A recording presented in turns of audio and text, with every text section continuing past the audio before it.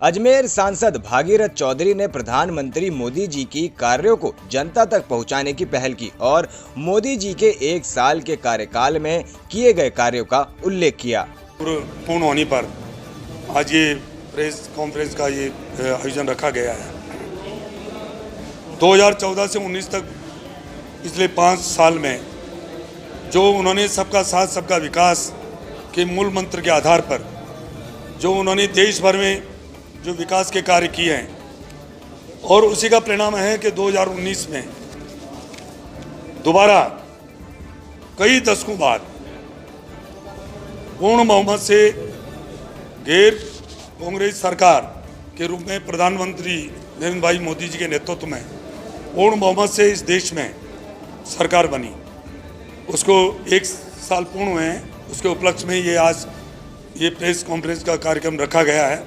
इस कार्यक्रम में हमारे शहरी जिलाध्यक्ष डॉक्टर प्रियशील जी आड़ा साहब, हमारे दोनों महामंत्री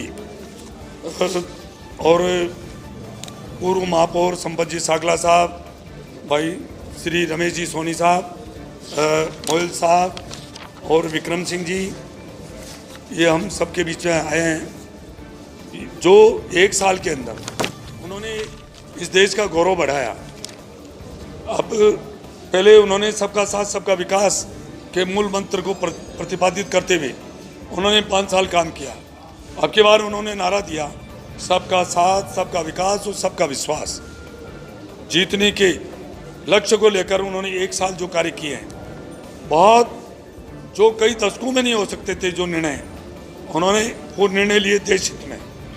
नरेंद्र भाई मोदी जी ऐसी शख्सियत है और उसी का परिणाम है कि आज कोरोना महामारी में हमारा 130-135 करोड़ की जो जनता है मोदी जी पर विश्वास करके, चाहे जनता कर्फ्यू का मामला हो, चाहे लॉकडाउन हो, अक्सर पूरे देश की जनता ने उसका पालना की और उसमें चाहे डॉक्टर्स हो, चाहे नर्सिंग कर्मी हो, चाहे पुलिसकर्मी हो, चाहे सफाई कर्मी हो, चाहे मीडिया के भाई हो, सबने जो योगदान दिया है वो बेमिसाल है। दूसरा, हमारी देश की संस्कृति है। जब जब भी हमारे देश में विपदा आई है तब तब भी यहाँ हमारे भामाशाहों ने, हमारे स्वयंसेवी संस्थाओं ने, हमारे विचार परिवार ने और हमारे भारतीय जनता पार्टी के कार्यकर्ताओं ने जो इस कोरोना महामारी में गरीब को गणेश मानकर जन कल्याणकारी जो कार्य किया है जो 75 दिन में, उसी का परिणाम है कि चाहे हमारे अजमेर शहर हो, अजमेर लोकसभा क्षेत्र हो, चाहे राजस्थान हो, चाहे पूरे देश में आज हम काफ़ी हद तक, क्योंकि कई जो दूसरी कंट्री है हमारे एक डिस्ट्रिक्ट के बराबर ही उनका क्षेत्रफल नहीं है जनसंख्या की दृष्टि से ही, जो हमारे जो उत्तर प्रदेश स्टेट है उतनी उन देशों की संख्या नहीं है। और 130-135 करोड़ की जनसंख्या होने के बावजूद भी नरेंद्र भाई मोदी जी के नेतृत्व में हम इस कोरोना महामारी को काफ़ी हद तक कंट्रोल कर पाए। और जो मोदी जी ने इस देश का गौरव बढ़ाया, जो आपके सामने उन्होंने इस कोरोना महामारी में जब सारी अर्थव्यवस्था हमारे देश की नहीं पूरी दुनिया की चौपट हो गई है, ऐसी स्थिति में हमारे देश की जीडीपी का 10% यानी 20 लाख करोड़ रुपए का पैकेज उन्होंने हर क्षेत्र में, चाहे मजदूर से लेकर व्यापारी तक, चाहे युवा से लेकर महिलाओं तक, सभी का ध्यान रखते हुए उन्होंने इस वैश्विक महामारी से निपटने के लिए और देश को उठ खड़ा होने के लिए उन्होंने 20 लाख करोड़ का पैकेज दिया है। वो एक सराहनीय है। परंतु इसके साथ मैं ये कहना चाहूँगा कि केंद्र सरकार की इतनी राज्य सरकार को मदद देने के बाद भी, अभी मैंने आपको बताया, मैं यदि उसको मैं आपको दे दूंगा वो, परंतु आंकड़े सारे, परंतु राजस्थान सरकार को हर रूप में, चाहे अनाज के रूप में, चाहे किसान सम्मान निधि के रूप में, चाहे जनधन खाते के रूप में, चाहे उज्ज्वला योजना में, चाहे हर क्षेत्र में उन्होंने करोड़ों अरबों रुपए दिए, परंतु यहाँ की राजस्थान सरकार ने सबसे बड़ी गलती करी। उन्होंने जो निर्णय हमेशा द्वंद्व में रही, कौन कभी क्या आदेश देते हैं, और दिन को तो आदेश देते हैं कि प्रवासी राजस्थान को लाना है, और रात को फैसला लेते हैं कि राजस्थान की सारी सीमाएं सील कर दी जाए। इसलिए इस देश में सबसे बड़ा कोई जनमानस को संकट आया तो राजस्थान में आया। आपने देखा होगा, आप तो मीडिया के भाई हो, आपने देखा होगा पैदल यात्री हिंदुस्तान में सबसे कोई ज्यादा चले तो राजस्थान में चले।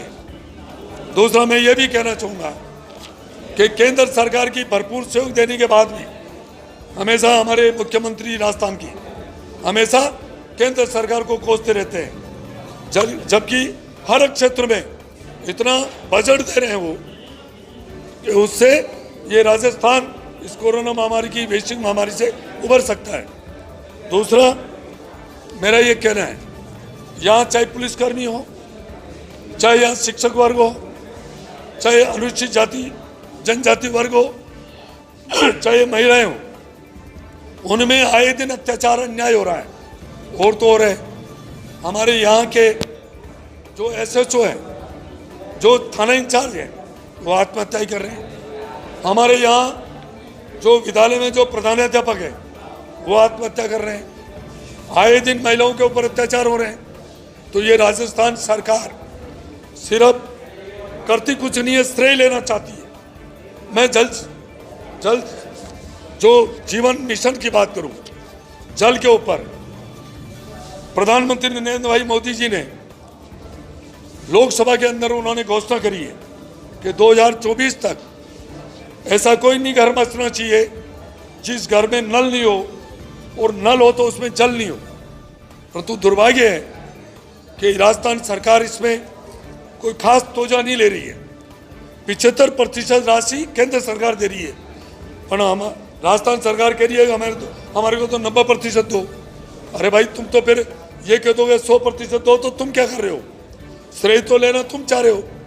प्रधानमंत्री ग्रामीण सड़क योजना हो, चाहे स्वास्थ्य का मामला हो, चाहे हर शिक्षा का मामला हो, हर क्षेत्र के अंदर केंद्र सरकार पैसे दे रही है, और झूठे श्रेय लेने के लिए राजस्थान सरकार आगे आ जाती है, काम कुछ करती नहीं है। इस कोरोना महामारी में इन्होंने बहुत बड़ी, मैंने जब VC थी मुख्यमंत्री जी को कहा, आप क्वारंटाइन कर रहे हो, 2440 रुपये वसूल कर रहे हो, उसके नाम से आप उनको बराबर पानी भी नहीं पिला रहे हो। कितने मुझे पता है, कई क्वारंटाइन हुए, उनके घर से उनके भोजन जा रहा था, भामाशाह दे रहे थे। हमारे भारतीय जनता पार्टी कार्यकर्ता भोजन के पैकेट हो, चाहे खाद्य सामग्री हो, पहुँचा रहे थे।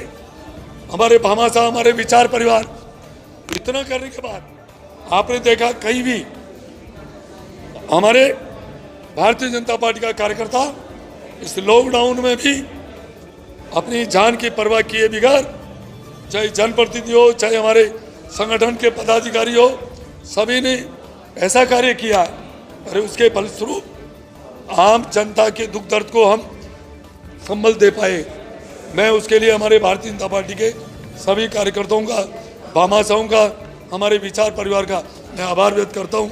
और मैं राजस्थान सरकार से निवेदन करना चाहूँगा कि आप कुछ करो, झूठे श्रेय लेने की कोशिश मत करो। जो राजस्थान सरकार जो इमदाद दे रही है उसको तो खर्च करो, उसको भी खर्च नहीं कर रहे, हर जगह रोड अटकाने की कोशिश कर रहे हैं। इसलिए आज मैं यही कहना चाहूँगा, अभी बिजली की बात आई थी, बिजली में जो 20 लाख करोड़ का जो पैकेज था, उसमें 90,000 करोड़ रुपए पूरे देश में बिजली व्यवस्था को संबल देने के लिए पूरे देश में दिया।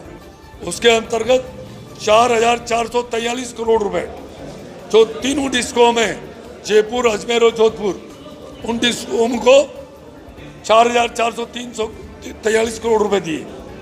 क्या गहलोत जी की ड्यूटी नहीं बनती है कि 3 महीने जो उद्योग बंद थे, किसानों को वो कुएं पे नहीं जा रहे थे, छोटा दुकानदार है, व्यापारी है, कोई भी है, चाहे मीडिया कर्मी है, उसको ऑफिस नहीं खोल रहे थे, फिर उनके बिजली के बिल ले रहे हैं।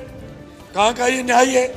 और उनकी नेता प्रियंका जी कह रही है उत्तर प्रदेश के मुख्यमंत्री जी को कि 3 महीने का बिजली माफ करो। पहले खुद तो करके देखे। सरासर अन्याय है। जबकि केंद्र सरकार ने अपनी जिम्मेदारी का ठीक ढंग से निर्वहन किया है। 4,443 करोड़ रुपए तीनों डिस्कॉम को दिए। मैं मांग करता हूं कि 3 महीने के और 31 मई तक इन्होंने कहा कोई हम पेनल्टी नहीं लेंगे। सैकड़ों ऐसे बिल में बताऊं जो 31 मई के पहले बिलों का भुगतान किया, फिर भी उनके पेनल्टी लगा दी। इसलिए ये राज्य सरकार फेलियर है। राज्य सरकार ने थोथी भाई लूटने की कोशिश करी है, धरातल पे उन्होंने कोई काम नहीं किया। और तो और है, जो क्वारंटाइन जो किया है उनके नाम पर भी उन्होंने लूट खसोट की है। और पूरे राजस्थान में पूरे ईमानदारी से उनको जो कार्य करना चाहिए था वो नहीं किया। नरेंद्र भाई मोदी जी है जिन्होंने पूरे प्रदेश में आम जन के लिए उन्होंने कार्य किया है। इसके लिए आज सभी मीडिया कर्मी भाई आप पधारे, उसके लिए आपका बहुत बहुत आभार, बहुत बहुत धन्यवाद।